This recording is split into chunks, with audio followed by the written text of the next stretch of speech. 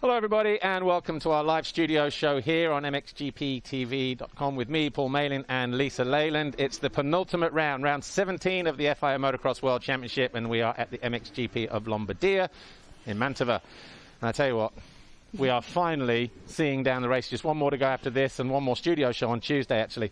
But before we go anywhere, let's just tell you who's on our show today. We've got Nathalie Fasé. She's the team manager from FNH Kawasaki MX2 racing team. We've got the new MX2 world champion Maxime Renaux coming in, and at the end of the show, Sean Simpson, the privateer in MXGP for SS24 KTM. But before we go anywhere, Lisa, here we are, penultimate round. Are you feeling the tension already? It's crazy, isn't it? I honestly cannot remember the last time we had a championship that was this tense. I mean, you've been here 20 years, haven't you? So you haven't seen this. I mean, it's just going down to the wire, isn't it? But I think it's brilliant, honestly. And actually, before we start, Nathalie Fasé, team manager, welcome to our studio show. Thanks. Finally got you on. Finally. Finally. Last but not least. Exactly. Are you feeling the tension of what's happening in MXGP at the moment? 3 riders, 3 points, 2 rounds? Definitely, yes. 3 manufacturers. Yeah, I think it will be really, really exciting, like tomorrow, but especially Wednesday, because I really think that this game is not over until the last finish flag is there. Well, look, let's talk about you and the team. Cast our minds way back to the opening round in Orléans. First round seemed to start so well. 2 guys with Mattis and Rowan, 3rd and 4th. It looked like the winter preparations really paid off at the start of the season. Yes, the winter preparation really worked off very well, like usual, because, yeah, until right now, every year it worked out very fine. But yeah, the ball just keep rolling after multiple rounds the wrong way, the wrong direction. So, yeah. I trust in the program, and I trust in the trainers and also in the riders. But yeah, with injuries, it's difficult. Obviously, got footage here with Mattis and Rowan as well. But like I say, they started really, really solid.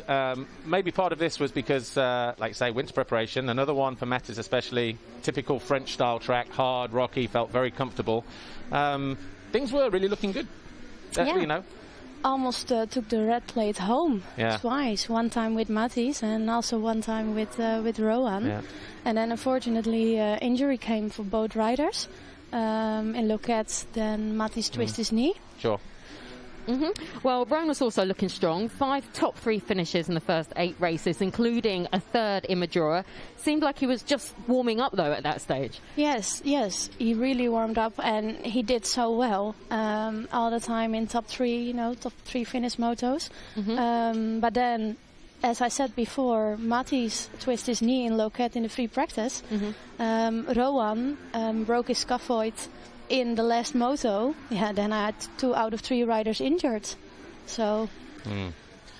But obviously, going back to Majora here, when you look at the overall results, particularly with, both guys, top 6 at the first 3 rounds, Mattis and Rowan, like 4th, 5th or something like that for Rowan.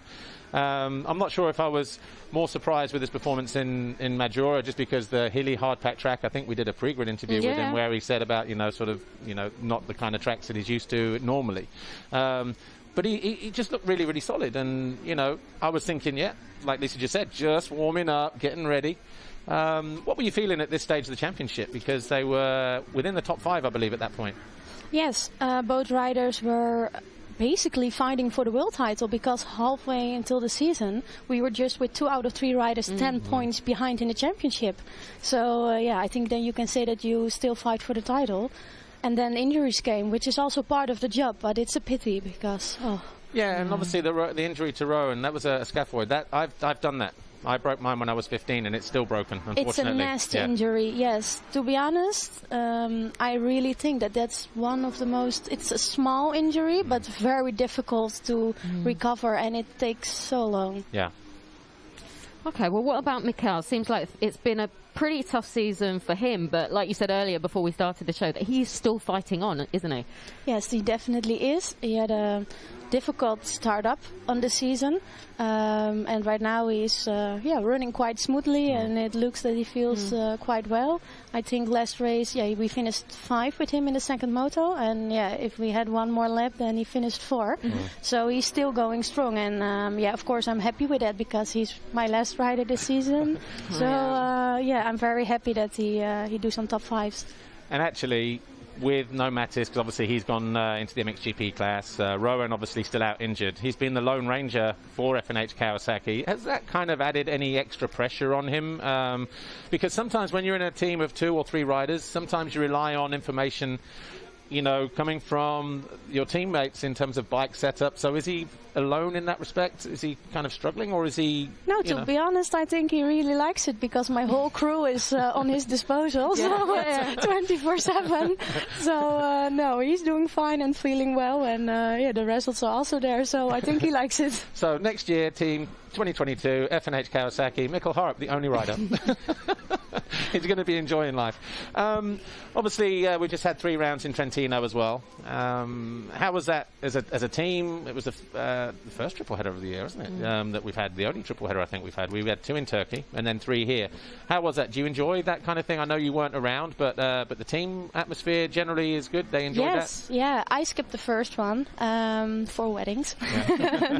Different part of the job, but no, everybody is still in a good flow. Unfortunately, all my crew is working 24/7 so hard, you know, and we just work for the best results possible, and it's a pity then when you have 2 riders injured, and it's tough because end of the season, 3 rounds, like many days away from home, but the team spirit is still there, and I think we are really like a family team, and we will come back stronger, I promise. And obviously we've got 2 rounds left here. Tomorrow and on Wednesday in Mantova. Are you counting down the days like all of us? No, to be honest, not. No, not at all. She loves it. No, I just like my job, and we still give everything until the last finish flag, so it's not over yet. Yeah, well, we need her publicist because she's like, no, it's all good. Everyone else I speak to, they're just like, oh my, 2 more days, 3 more days, whatever, 2 more rounds, you know. No, I can cheer you guys up. Oh, no perfect, worries. Yeah. Let's talk about weddings, wedding dresses, and all the rest of it. These 2 before we were on air. Oh my. Girl talk. Yeah. Before we go, we spoke about it at the start of the show. MXGP Championship. You know, 3 riders, 3 points, 2 rounds. Yeah. Quick prediction: are you rooting for Roman? Of course. Or are you rooting for the Dutchie? I cheer first of all for Kawasaki.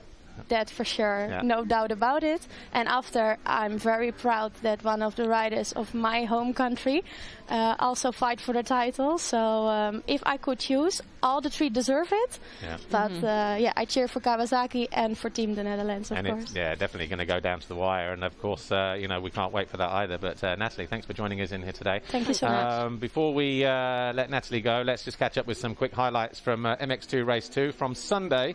The MXGP of, was it Pietramarata? Was it Trentino? Was it Garda? I think it was Garda. It was in Italy. Anyway, here's highlights from MX2 Race 2.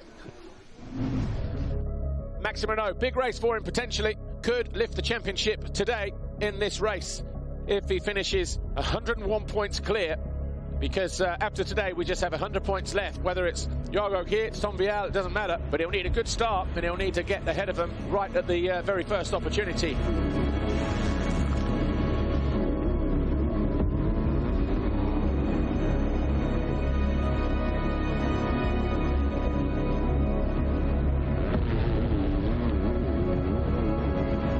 As they go through the first couple of corners, Vial leads Maxime Renaux. Beneston next, then Gifting. And looking like he's in trouble, Jorgo Geerts. Didn't get the distance over the tabletop there. Geerts in cruise mode. He was fighting for 2nd place in the championship. Yeah, Jorgo Geerts goes back disconsolately. Maybe a bike issue. Renaux, as it stands right now, would be crowned world champion. Needs to finish the race though, and needs to finish 101 points clear of Tom Vial in the title race. And the lead has changed hands. So was there a mistake there from Vial at the end of the waves? Renaux leads on lap 5. Fernandez finally into third. Kyder Wolf starting to fade. But what a fantastic ride this has been for Maxime Renaux. Knew he had to get good starts. He got them in both races. The emotions becoming very real. He can't believe it. Maxime Renaux will round out the final turn. He has realised his lifelong ambition. He is crowned MX2 World Champion. He does it with the Grand Prix victory.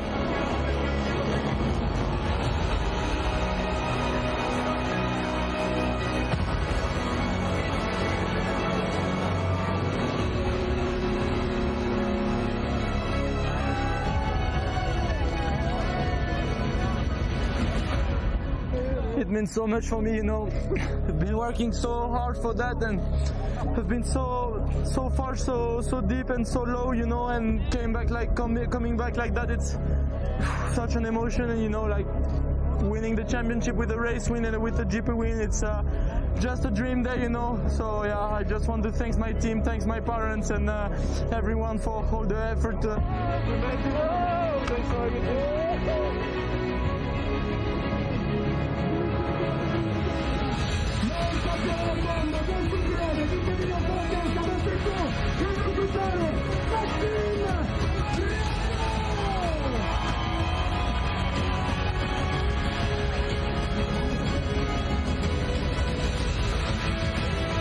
Maxime Renaux, Monster Energy Yamaha, will swap the red plate to gold.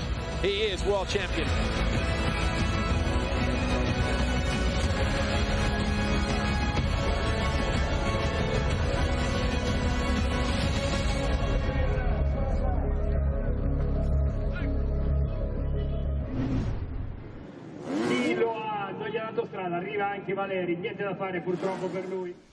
Hey everybody, welcome back to our live studio show here on MXGPTV.com with me, Paul Malin, and Lisa Leyland. Our second guest is in the building now, and of course that's Maxime Renaux, the newly crowned FIM MX2 Motocross World Champion from Monster Energy Yamaha Factory MX2 racing team. And first of all, Maxime, the only place we can start is congratulations. MX2 World Champion 2021. How were the nerves going into race 2? First of all, thank you very much. Yeah, the nerves were quite high, let's say, because yeah, I knew I was playing for the title in that race. But yeah, before that moto, I was like, just go for it and try to get the title with a race win, you know, because it would have been the cherry on the cake. So yeah, I just went into that moto and then found a good flow, had a good start, and were chasing Vial, and then could make a pass, and yeah, it was it. So at the end of the moto, it was pretty hard to keep my emotion on check, because yeah, it was just I knew I was going to be world champion, so the last lap was pretty emotional. You've obviously raced a lot of laps in your career. Was the last lap the longest one of your life so far? Actually, it didn't felt so long, but it felt just so hard. I think it's the hardest lap to focus on of my life. You know, like when it's the first time that I cry under my helmet. You know, and yeah, the emotion, and also thinking about so many things. You know, like the injuries past, the work past, and all those stuff just made it so emotional. And you can see on the lap I shake I think 100 times my head, because I cannot believe it, you know. Describe the moment when you crossed that finish line. Was it how you imagined it to be? I would imagine maybe a better whip, because I couldn't throw anything nice, because I was taken by the emotion, you know. But yeah, I had just no celebration in my head, you know. I just wanted to, yeah, it was just a emotion bomb, you know. And you can see I just lie on the floor, and I couldn't, I couldn't speak or couldn't say anything. I was just speechless, and so happy about it. And yeah. Well, you're returning to the team, you're returning to your friends and your family. Was that when it really hit home? Yeah, actually, I was still struggling to really realize, you know, and that's when I saw my parents crying and everyone crying around, and yeah, you can see my mom is so emotional also here, and it was just amazing, you know, to see everyone like that, and all the effort from everybody, you know, that paid off, you know, and yeah, that was just something that I will never ever forget in my life. Gold plate. That was my baby on the podium. I think you can see it when I hold it during the anthem, you know, the national anthem. It was I was just looking at it and was like, yeah, that's the color I wanted in the beginning of the season, you know. Well, talking about the beginning of the season, first round in All In Up didn't exactly go to plan, you know, for whatever reason, struggled with results, but second round, Nathalie Basin, you got your first Grand Prix win of the season. How important was that win at that time for you in terms of getting your championship back on track? Like you said, the first round in the rear shot was really tough for me. I have been a little bit sick and also didn't got such a good feeling, but then bounced back in Martelly with a win, so that was really important for the mental. It just gave me some more some confidence, you know, confidence boost for the next part of this. Yeah, not the next part, the next races of the season, you know, and.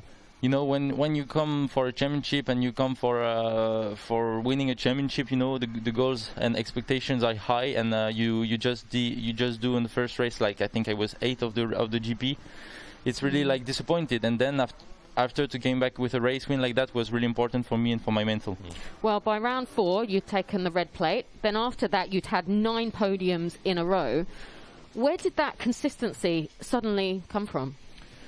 Actually, I think I'm quite a consistent rider, you know, like I've never done like up and downs too much, you know. It's more about the starts, you know, because starts are really important today, even more in MX2, like MXGP also, but like it's really close racing on both classes, you know, and you have to start in front.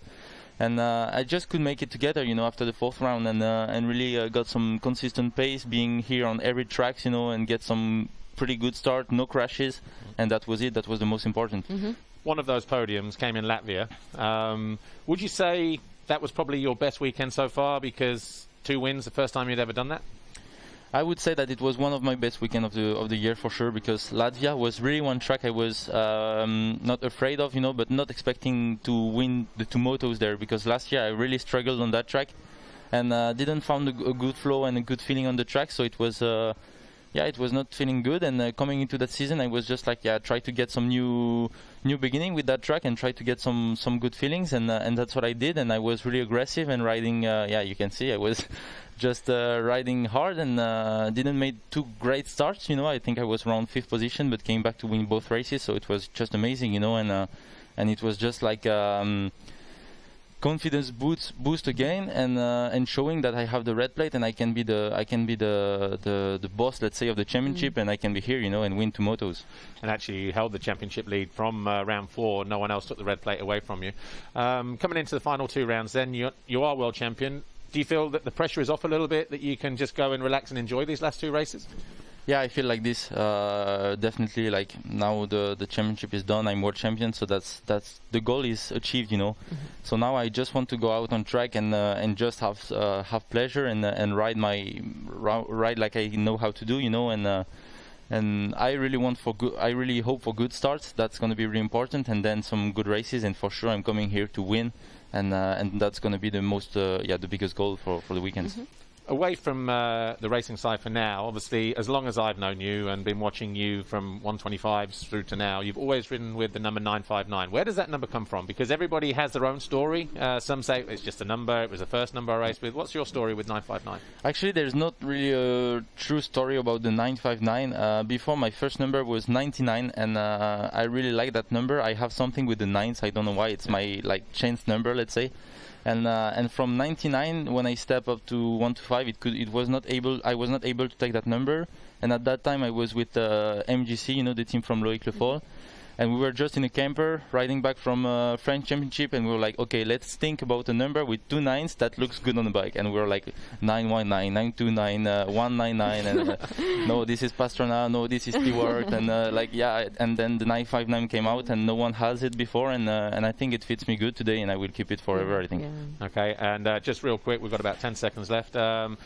What have you been doing this week? Have you been staying in Italy? Did you go home? Did you see your grandparents? Yeah, I came back home and I ate a little bit too much at the grandparents, like I said on the French interviews. How were the French fries, by the way? Yeah, it was awesome. So yeah, thanks very much for the nice food, and it was the best celebrations I could have for sure.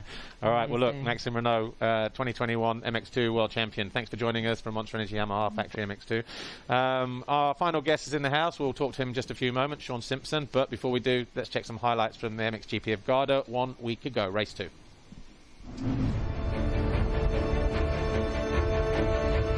The Fly Racing 15-second board up for the final time today.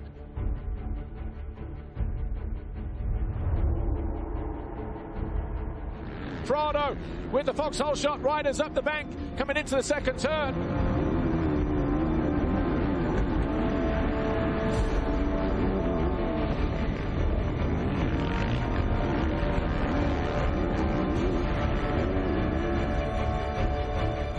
He has gone from third to second and now to first in the space of a few corners though.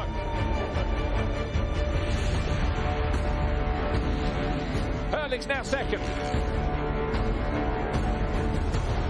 Hurlings has thrown it away. Febvre, he will ride by and say thank you for the gift. Febvre gets in and out early. Is alongside the Spaniard and he takes away third place finally.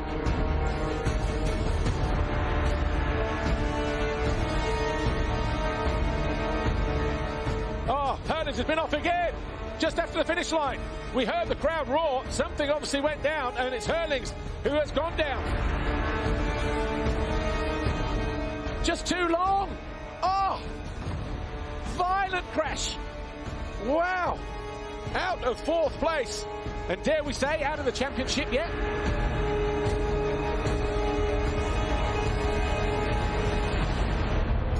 So Hurlings passes Prado, moves into fifth. Honda celebrate on the side of the track. Tim Geiser still knows, though, it's not over. But this race is. Tim Geiser wins the race. But Jeremy Seewer crosses the line second. He takes the overall Grand Prix. But Romain Febvre will cross the line third. He is the new championship leader. The red plate will change hands again in MXGP. Actually, Hurlings in fourth. Finds his way past Cairoli on the final lap. Yeah, just cruise. Let him ease up. He'll be thankful of that later on, maybe. Jeremy Seewer on the top step in MXGP for just the second time in his MXGP career. And the championship now looks like this. Romain Febvre, the first time a red plate has been on the front of a Kawasaki since March 9, 2014.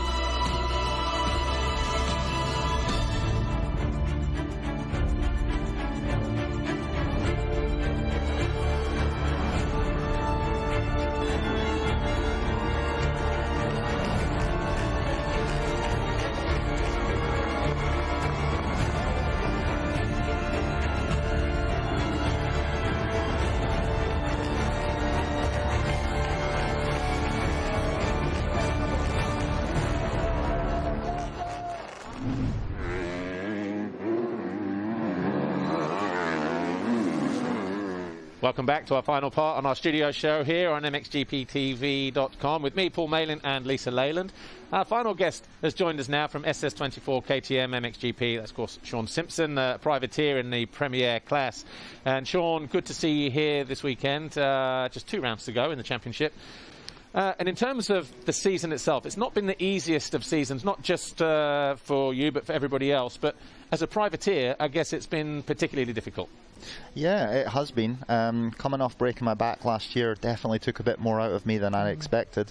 Came into the season feeling quite strong and ready, but you know, I wasn't. It's as simple as that. So it took me a few races to get into it. Couple of decent results along the way, but mostly it's been quite a struggle. I think I definitely have to adjust what I think is a good result now. Somewhere between 12th and 15th is probably my goal each week. But still a little bit hard to find the motivation to say that, you know, you've had a good weekend even though you've had 2 14s. Well, you just mentioned you were coming back from the injury, but I read recently somewhere that you also had a shoulder injury, dislocation or something like that. How much did that impact your prep for the season? Well, the shoulder dislocation was just before Majora, so that was round 3, I think. It just felt like one thing after another. It's just kind of typical Sean Simpson, really. You know, I keep things to myself. Coming back from my back, dislocated the shoulder. It just kind of knocks any progress you are making.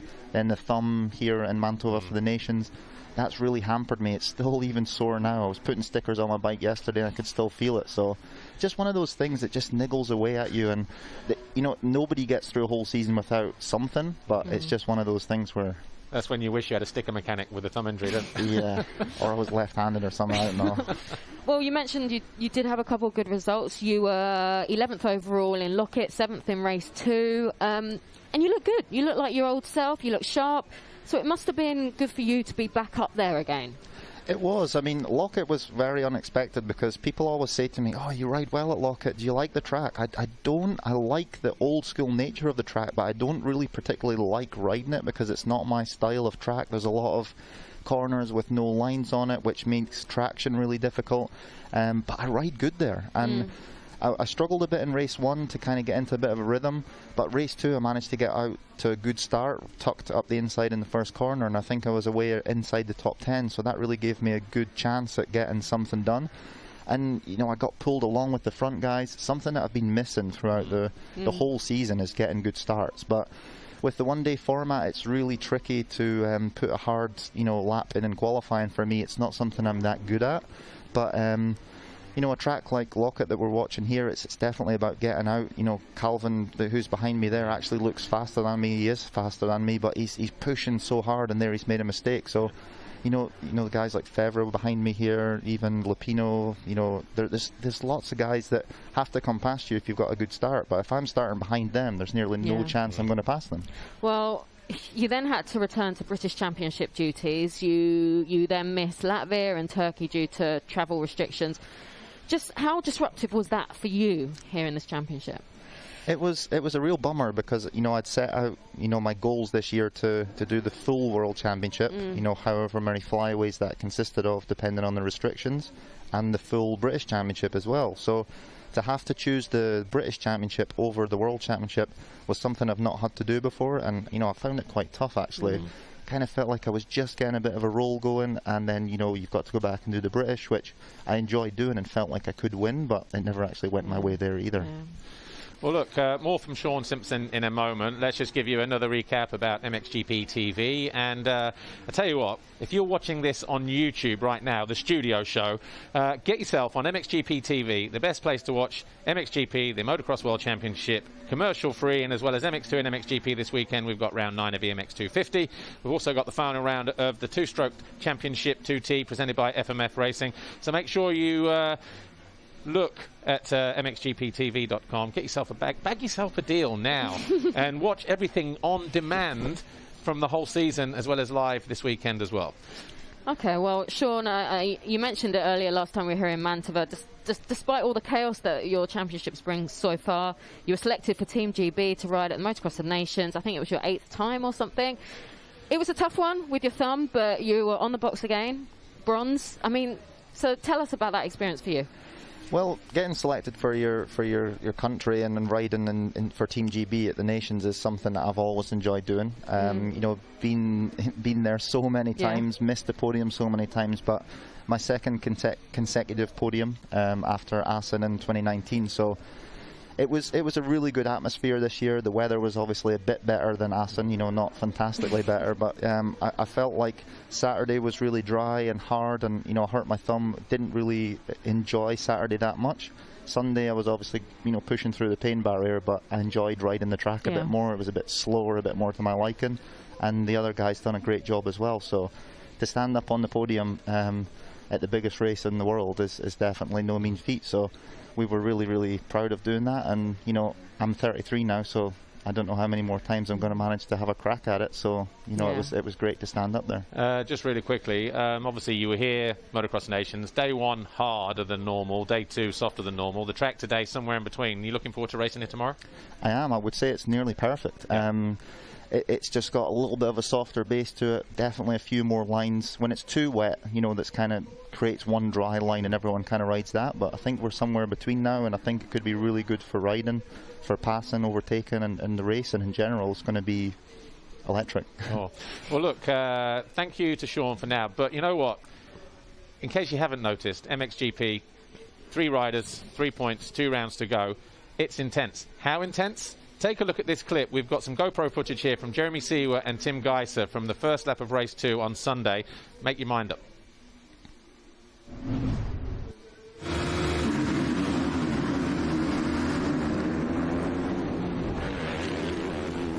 Now, Shaun, obviously, when you ride in these kind of conditions, this is obviously what the riders are seeing.